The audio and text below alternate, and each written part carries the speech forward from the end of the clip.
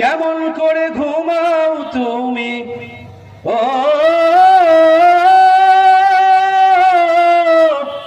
মানুষ,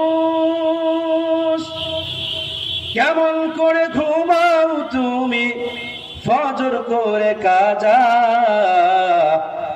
এমনও তো হতে পারে জহরে জানাজা, ঠিক না?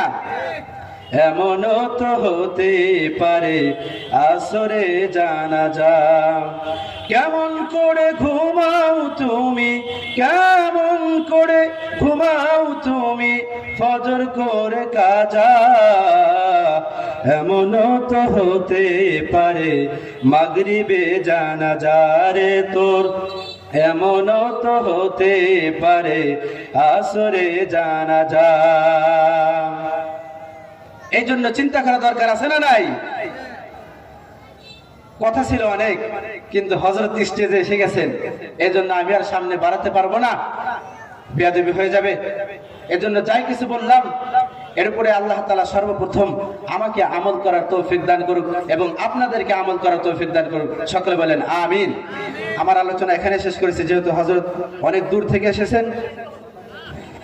আসসালামু আলাইকুম ওয়া রাহমাতুল্লাহি ওয়া বারাকাতুহু।